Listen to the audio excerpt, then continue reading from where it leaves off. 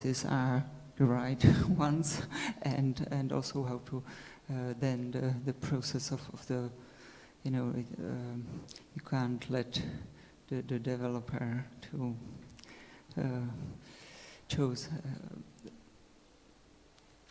any artist, so you have to make some conditions, and it's very hard to I think this is the fear when the developer decides whether the art should happen. I think this is the biggest fear. I think this is important. This is the reason why I think it's so important. The experts that the jury is putting the money on the right side. This is and it is also important that the money is not directly related to the projects. And I want also to emphasize that we have still the system, the law, that the public, the money, that 1% from public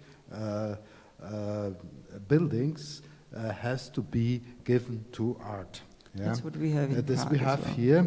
and there's a big but this is the interpretation is different. Yeah, this is from country to country in Austria, and this is the fear, because in the past even the social housing they had to pay 1%, which is was the socialist system. The socialist system. So we, in a way, we are more socialist than you.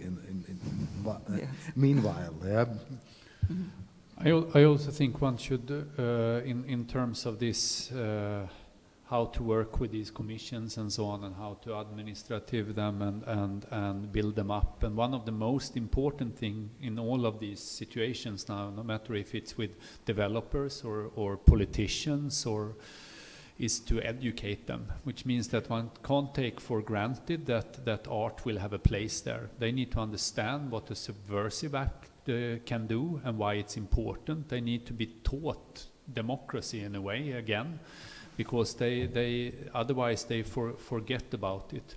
And I think that's one of the most important thing, that one spend time in actually talking and introducing different ways of thinking around art for these people that one then will work with. It's the most important thing, that one don't just come in there and then one present a great artist and it's a great work and then one expect it, but even if it's an international jury, because it doesn't really help in the end. What happened for me then with the international jury picking in a situation which is a very sort of supposedly democratic country in Norway, where they supposedly will have a distance between the politicians and culture. The politicians went in and stopped something which a jury has decided for.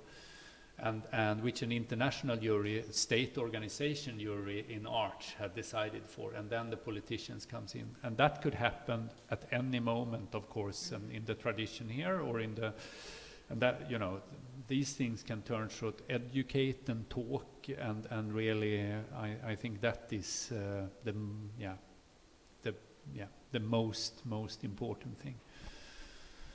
This is called capacity building, is the official term now for the European Capital of Culture, and it's one of the chapters that has to be addressed specifically. And I understood that, even though I hate the term capacity building, but it really addresses what we call informal pedagogy as a, let's say, hidden layer of many of the projects. And I agree completely with you, Jonas. I think this is an underestimated aspect of creating contemporary artwork that somehow wants to address a larger audience than just a museum. I have a very funny story about this, or when the work with the jury for the memorial. Then they spent 2 years in prepping for where they went to. They talked about what memorials can mean, what kind of the permanent, the temporary, the built up by the citizens themselves in the beginning, with roses and teddy bears, and the difference between that and So they went to visit different countries to see that, and they really a group of people that most of them from the victim's family have maybe never approached art before. So that was, for them, it was a journey into art, and one of the the guards there that worked in the governmental quarters. That was how he was part of the jury. He lost many of his friends there from that day. He did one very important thing for me, because when one come into this situation, one is as an artist, one is very afraid of doing something wrong. You know, it's like one doesn't have the right to come in and talk about loss in a situation like this, or talk about it's really difficult. And he came to me. We were on a dinner, all the people that were in the competition for this, and he said to me, like we were out taking a cigarette, and he said to me, don't be afraid of making something that hurts. You know, and then he had started to understand what art, you know, and of course I was afraid of doing that, you know, but that gave me the possibility to do something which otherwise I would never ever have been brave enough to do. And then the same man that gave me that possibility then, or gave me that sort of gift from him, he then, when I won the competition, I was sitting in a TV studio, and it's going to be an interview with me as the winner of the competition. And then before the interview with me, they sent an interview with him as part of the jury. And he said, I was sitting, I was super nervous, I was unprepared, I didn't expect to win, you know, it's like, so I was sitting there and thinking, going through what I should say, you know, don't say anything wrong now, try to navigate this and so on. I prepped with some notes that I have there, you know, and he said everything I was going to say. He was so good.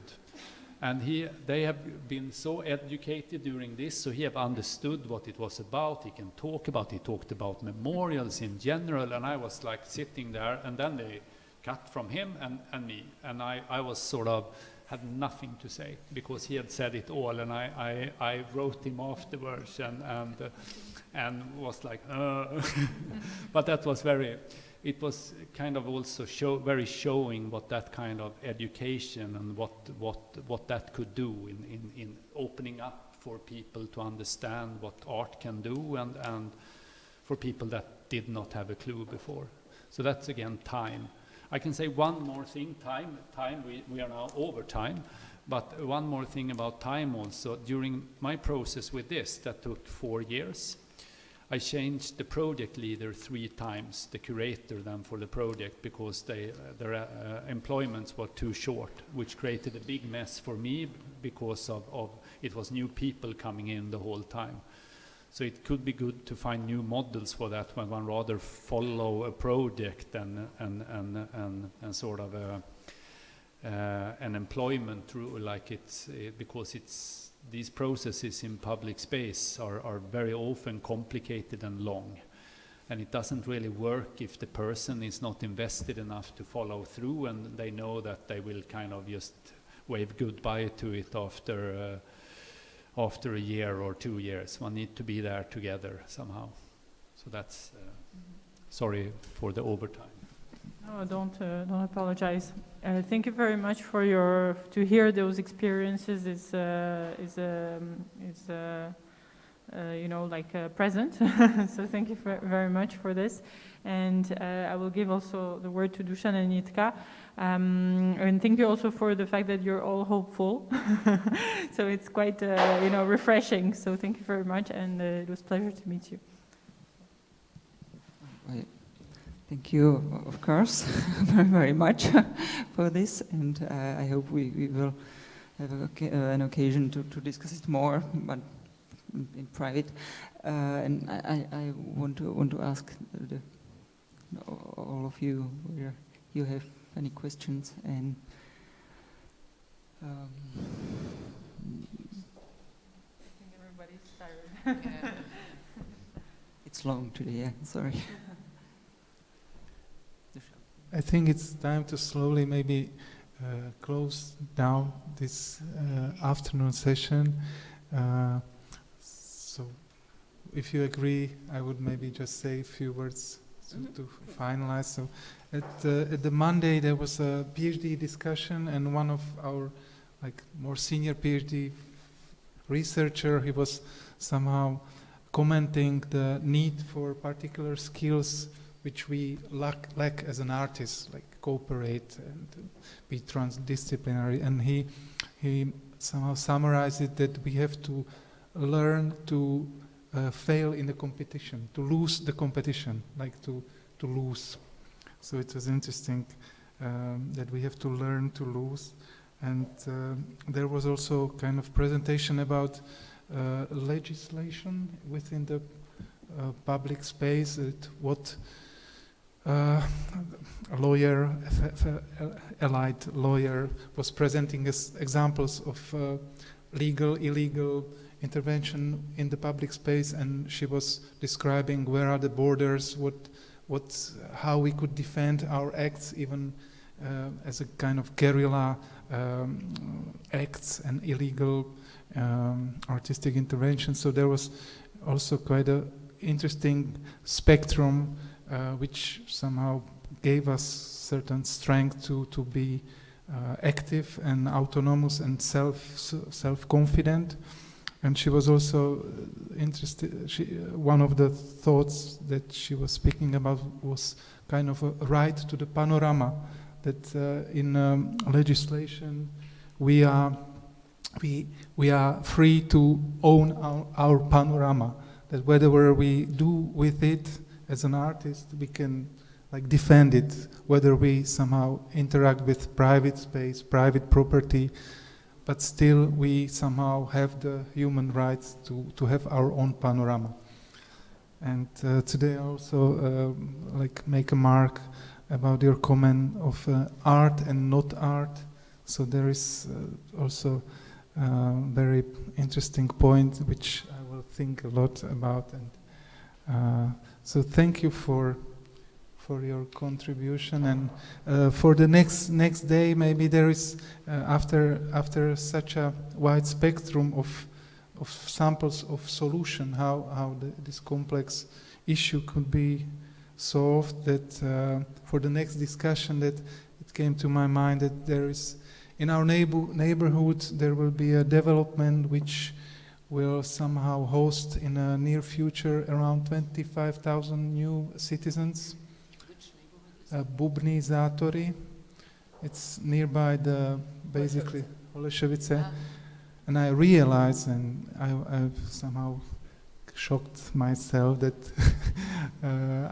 how passive we were within this region and within this really huge area, which is privately owned, but at the same time, thanks to the city municipality, the process was somehow slowed down, and there was kind of proper procedure. But still, there I think even some intelligent actors were involved. There was no artistic involvement in it, in the planning, in the discussions, or maybe you, Jitka, have. Right. So that. It happens a few kilometers from our school. So that's how true is that we are lacking certain acting tools. There is no art, but there is no affordable housing either. So I mean, there's still there's not the things that we need. There's so much things that are lacking in this. Yeah. So this is just something which. Thanks to your presentation, I realized myself this deficit of acting. I just one comment which we didn't yet mention. I think the role of the Academy of Fine Arts, of course, can play a crucial role in setting up this new constellation. I don't know if there is a department for public art at the Academy, or if you're about to think of founding a department. I think that can also help, because when you start with students intruding into some kind of spatial context, you already have some kind of critical mass very easily of getting public attention, and then sometimes this helps from this, let's say, subversive starting point to getting into discussion. Yeah, we definitely have to elaborate some kind of more long-term strategy and to work efficiently. Yes, Yeah. yeah, thank you for encouraging us with this field, because it's, we are, due to your speeches or your presentations also, we realized that the opportunities are really like very there's a lot of levels, and we can be active, so you can try and hope. So thank you very much for afternoon, and we'll see each other tomorrow. We start at 9 o'clock with the presentation of Maciej Hayek. We are sorry to announce that Nicola Six and Paul Petrich are unfortunately in the quarantine, so they could not come, but we will stay with the program, and from 10 o'clock tomorrow Jonas Dahlberg will present his project. So you are very welcome. Thank you very much, Barbara. Thanks, Paul. Thanks, Jonas. Thanks.